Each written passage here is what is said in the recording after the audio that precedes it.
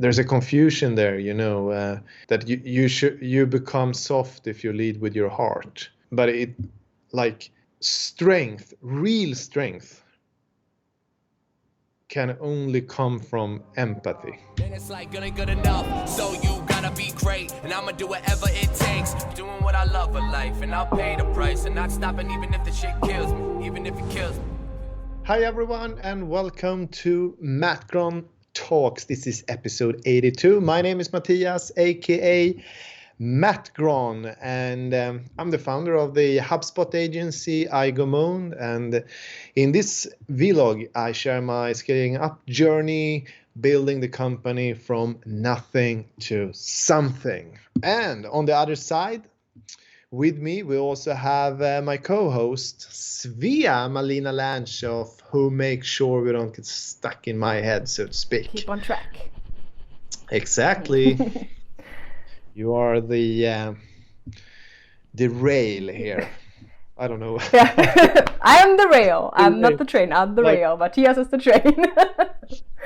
Welcome from my new office. No, I'm kidding. I'm actually in Germany right now. It's the first time in a long time I'm here. And I'm actually visiting my old boss. And I'm going to have a photo shoot this week. And also a wedding I'm going to shoot. So some work, some fun. And David is with me. So first time we can actually explore my old home a bit together. Yeah, we're in Berlin. I think I didn't say that. Yeah. But yeah, so that's why we're gonna work with this background for a couple of episodes until I'm back in the office with the super crystal clear camera and crystal clear microphone. But yeah, we work with that. All right. So before I forget, smooth.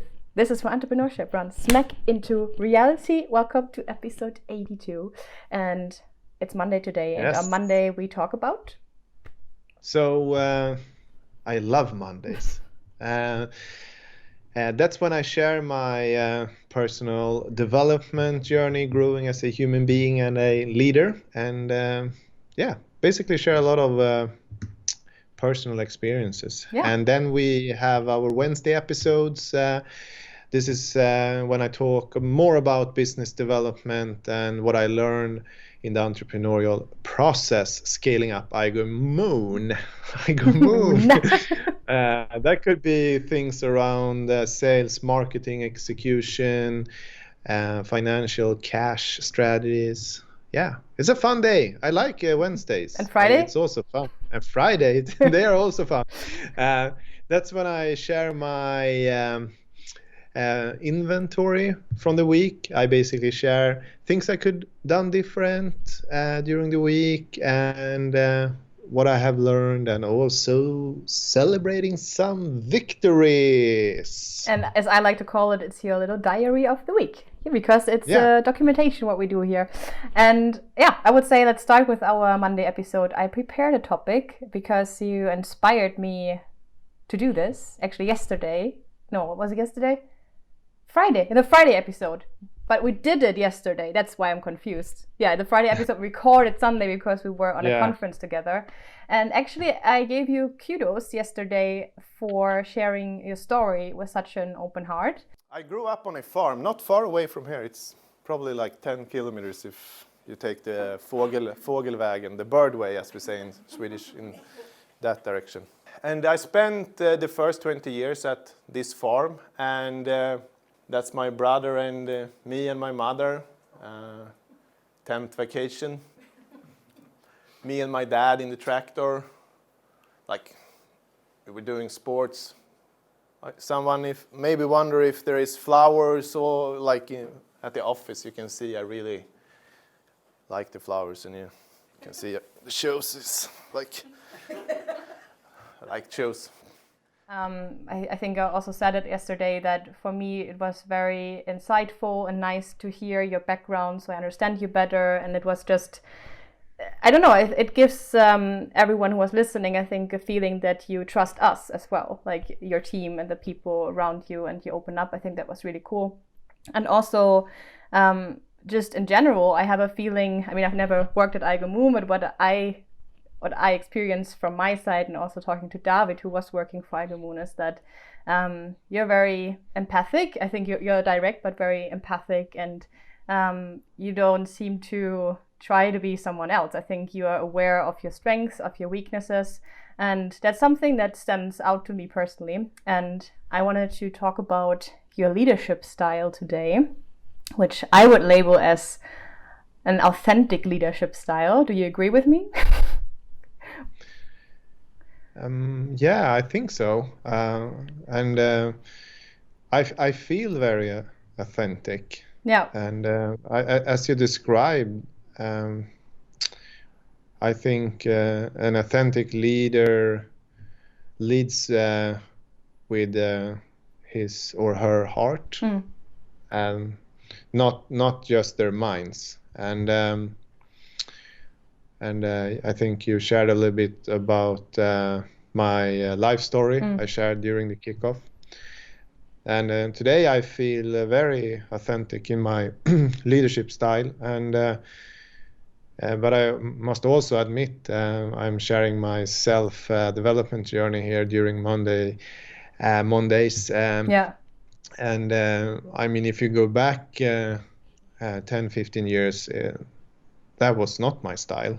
Yeah. So, and I think like if you are in the process and you want to grow as a human being and you do a journey where you look, more internally of yourself instead of trying to find things out there externally, I think you end up lead with your own heart, and you also in that way can develop your own path and your own story. Yeah. So I was sharing my life story during the kickoff, and we also had Mary Lee there. She shared her life story, and she also led us into an exercise about storytelling. Yeah. And I think I overheard a conversation during the kickoff when we were developing our heroes. Did you remember that exercise? Yeah. And the person was talking with Mary Lee and said something like, yeah, but I think it's super hard for me because I didn't have that kind of struggle during my childhood that you both are sharing about.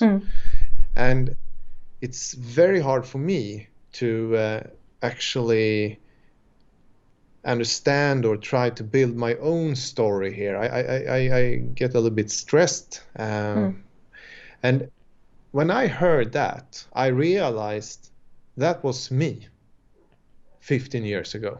Yeah. Because I listened to other people and I started to compare my journey, my story with theirs. Yeah. Does it make sense?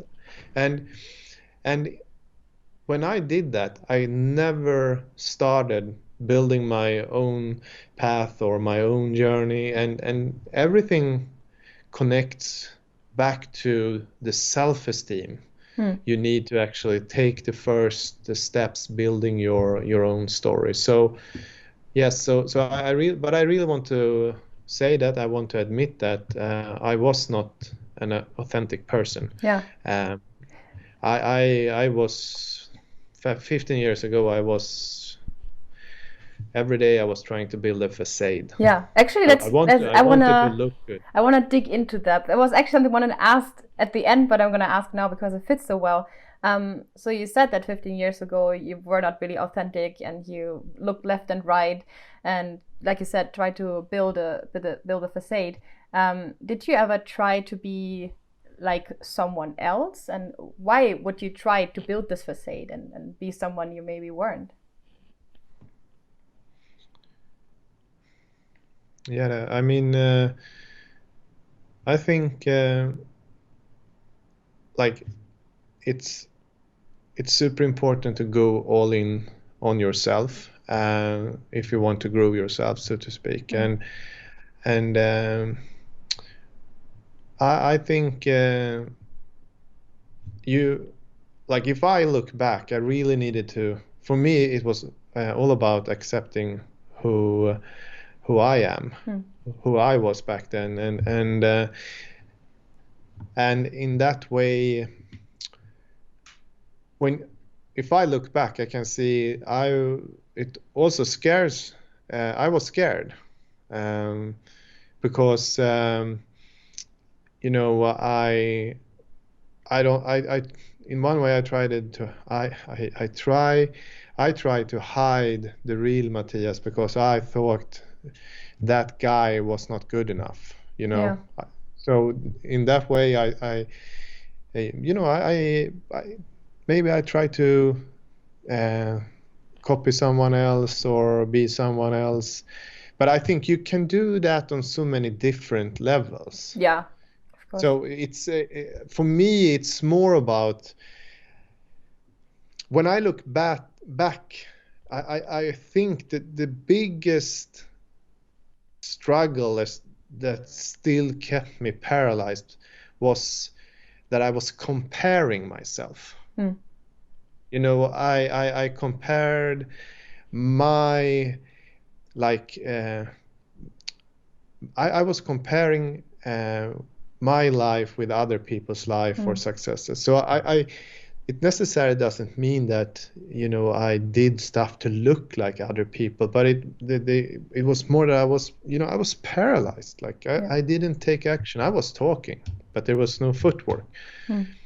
So for me, it boils down to that comparing yourself with others. Yeah, and you also said it was connected to self-esteem. So do you think you had to build up your own self-esteem to actually get to your authentic version of yourself? Was that connected? Yeah, definitely, because I think authentic leaders lead with their hearts. And if you don't trust in your heart, you will not lead with your heart. Yeah. And when you have a person in front of you that is actually sharing things from their heart, not their minds, you feel that. You connect with them. Yeah. Even if you don't have the same story, you get, you know, emotions and that was also my message during the conference, that we are not islands. Even if people looks like separate individuals, we are not. Yeah. We are all connected with each other because we could experience each other in so many ways when we are listening on people's stories. So I think that's definitely part of an authentic leader. But I also think there is a couple of other things or characteristics as an authentic leader. Yeah, I was about to ask them. Can you sum up a bit what authentic leadership means to you? What are like the important things? I think for me it's also self-awareness. I need to understand my strengths and my weaknesses. Yeah. I mean, both skills and also emotions. I think that's definitely a part of authentic leadership. And I also think if I look back at the conference, I think you can agree that I was sharing about like a long-term perspective. Right? I also think that it really also connects with the heart, you know, when you can do something over a very, very long time. You have patience to do stuff. And I also think that authentic leaders, and they really connect with a purpose. They really are on a mission. Yeah, that you are definitely, in my opinion. So I think that's authentic leadership for me. And I think it also means that you have your principles both as a person, like, both at work and at home, so to speak. Yeah, so you don't play a role in either. Exactly. Yeah. Exactly. You don't play a role. Yeah. But doesn't it make life also so much easier if you can just be Mattias at home and Mattias at the office, and this is just you. You don't have to pretend to be someone else. I personally think that it's makes life easier. You don't have to think about what you say, how you perceived, if you're just actually yourself. Yeah. Yeah, but I mean, over the years, I can't.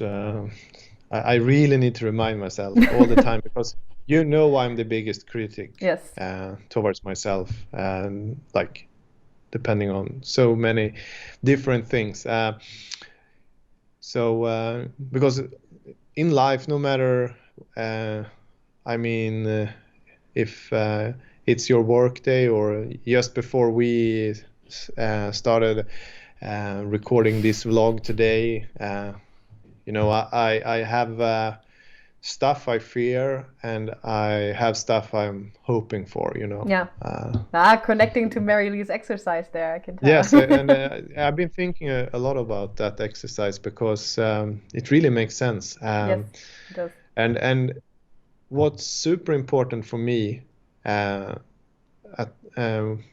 with that exercise is when I understand that 100%, then I actually understand that the real story, the strength of my story, I'm the only person that actually can tell that story. Something. And usually the best stuff comes at the end, so go ahead. Yeah, but I was thinking about, we have been talking about the heart, and I think a lot of people, they actually think there's a confusion there, that authentic leaders, that you become soft if you lead with your heart. But it, like, strength, real strength, can only come from empathy. Yeah. So I think empathy is so connected with leading with a heart. Yes, and I think lead with your heart. From how I perceive you, I feel you're still, what I also said in the beginning, direct, and you say what you want, and you maybe give constructive criticism, but always with empathy. I think that's the core here of your authentic leadership. Can I wrap up now? No, it's a wrap. Yes. It's a wrap. Okay. Yes. Then thank you as always for this episode. That was really interesting. And yeah. I hope to see you on Wednesday, and you guys too. So I always look up at the end, you guys. So if you're watching and enjoy this, consider maybe subscribing to this so you don't miss out on any future episodes. Give this a like if you want, leave a comment, even better. And see you in the next one. Yes, please press the bell icon. Don't miss the next episode. And see you in the next one. Bye. Bye-bye.